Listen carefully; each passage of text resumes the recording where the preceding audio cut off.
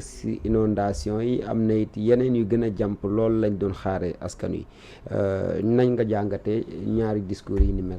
waaw mais boo déggee le président de l'Assemblée nationale je pense qu'il a donné le ton lors de son intervention. Tu l'as entendu muy wax ni à chaque fois que ñoom bu ñu jëlee ay bu ñu ko interpellé ci loolu ni que déconvenus yi ñuy am au niveau de la justice. Il a dit que la solution c'est effectivement d'effacer ces règles de justice établies pour les remplacer par d'autres règles yoo xam ni favorables à eux qui pourront leur permettre de faire ce qu'ils ont envie de faire. Donc une justice taillée sur mesure. Oui. En fait ñoom c'est ce qu'ils souhaitent.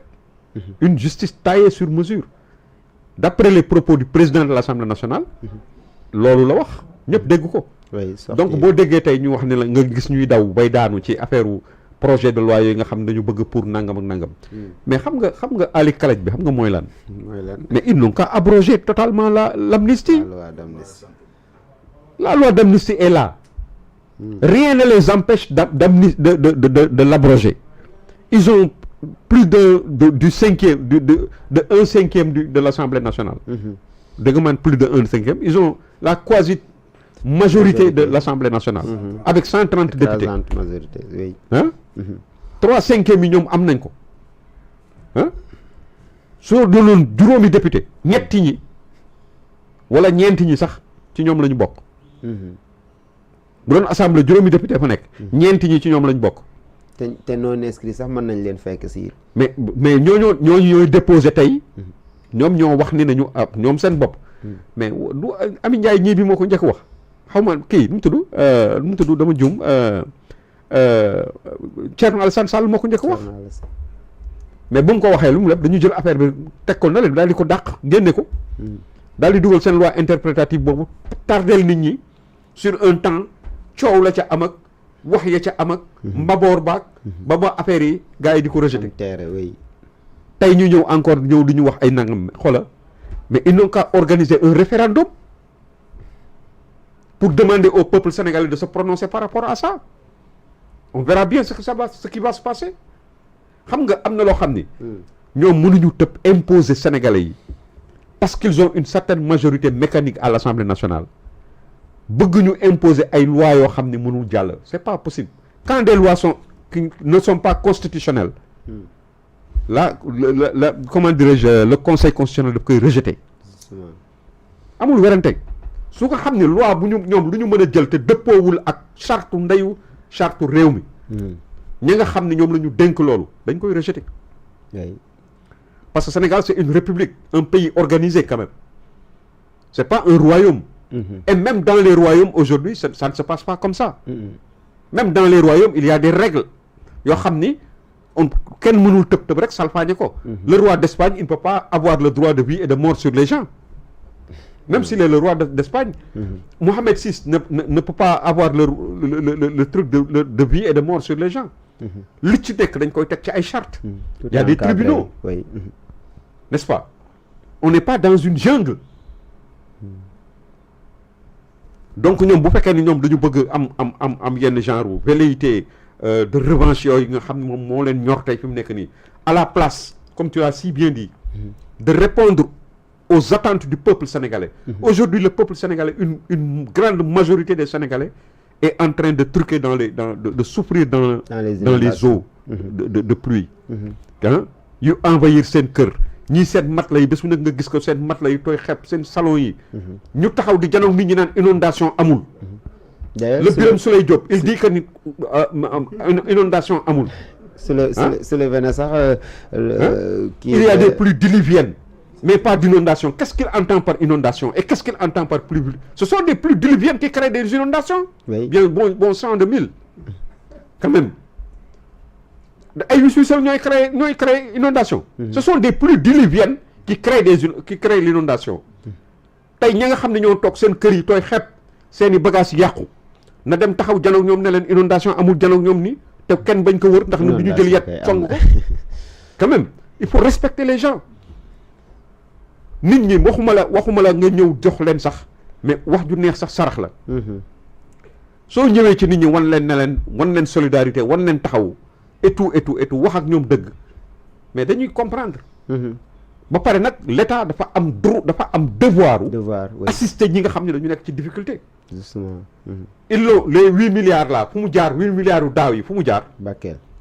8 milliards yu Bakel yi ak i Matam ak yooyu excusez-moi nga xam ne dañu nekkoon ci tolof ndox yi inondé leen. seen i jur dee ñu taxaw ni danañu dégager le premier ministre avait déclaré lui-même que 8 milliards dégagé nañ ko nangam ba mun. booba temps bi c'est ñoom dañu tàmm yooyu. xoolal loolu ba muy am ña nga nekk ci Arena. mais fu mu ko waxoon Dakar Arena sérieux qui se passe là-bas quelqu'un qui se permet ñëw di acquitter ay nit ku taxaw kuñ tudd ci ay nangam ak nangam nga ñëw taxaw devant tout le monde. nga bëgg a traduire tout simplement. non c'est Dakar Arena en un tribunal loolu. c'est terrible ce qui se passe dans ce pays-là. c'est terrible. qu'est-ce que véritablement rek lan moo xew man ci réew mi man dama on ne reconnaît plus ce pays yàlla baax na. c'est terrible. père yaa ngi reetaan de aja par rapport ak tey assemblée nationale la fa tukkee nan nga gisee yow fii assemblée nationale boobu ak lu jiitu lool sax sortie bu Alaaji Malick Ndiaye par rapport ak lu soxal justice beeg ni nga xamante ni xëy na mu nees nañoo wax ne défaite la ñu am ko mu ne buñ dindiwee buñ tegee ñu dindi ñu tegaa ñu dindi bu boobaa dañuy tegg ñooy dindi waaye teg loo wax teg ñu ne loolu ban observation nga si am mais surtout aussi président de l'Assemblée nationale qui parle d'effacer ministre Ousmane Diagne yore wàllum justice moom itam nee na li tax ñu xaw a yéexandi tuuti si dossier bi ne soxal 2021 jàpp 2024 bokk na si loi interprétative bi nga xam ne Amadou Ba dugaloon na ko sa assemblée nationale aussi ban observation nga si am ak est-ce que quand même actuellement lii urgence la muy lu soxal réforme OFNAC ak itam accès à l'information ainsi que loi boobu nga xamante dafay protéger les lanceurs d'alerte.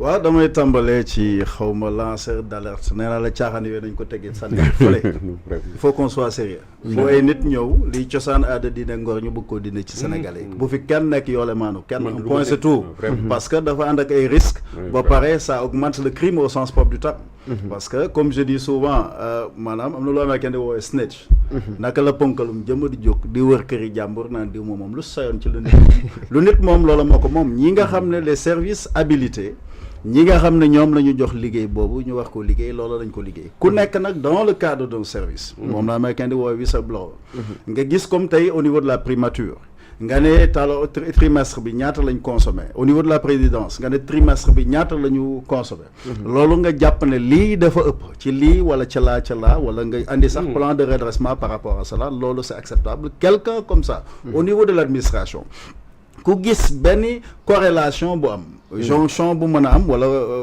nuñ ko mën a wooyee complicité bu mën a am entre ñi nga xam ne ñu ngi ci département bi ak d'autres ñoo xam ne des privés wala yeneen ak yeneen yu mel noonu la ñuy wax nit ki dénoncer c'est toujours dans le cadre du travail mais du jël ay sénégalais seen liggéey nekk ñu yoolante ndax loolu day yàq suñu cosaan suñu aada suñu diine suñu ngor te nit dafay gëm yàlla tey boo xëyoon nga yor dara loo mën a am yéene naa la ko loolu mooy li nga xam ne mooy dëgg la ca des nag ñi nga xam ne ñoom la doon seen liggéey ñuy saytu loola ñu saytu ko mais encore une fois je dis bu fi kenn nekk yoole maa ni kenn c'est aussi simple que ça ndax cosaan aada diine ak ngor dafa dàq loolu nit dafay wax lu ko wóor ndax toog di wax lu la wóorul waxuma la sax niñ la li nga jàpp ne mën na la ko andi ci wàllu saayar mais la nga xam muy musiba ak balaa goo xam ne mën na la ci fekk muy tey muy ëllëg ndax doomi aadama moom bu noppee wax dëgg moom diine jërijotu maanaam diine soxlaatu ko ci boppam loolu mooy dëgg wax dëgg nag day tàmbalee ci wax lu la wóor donc mbir mi newul ay naan lanceur d'alerte yu kenn xamul lanceur d'alerte c'est des gens yu mënula weesu ñun li ñuy def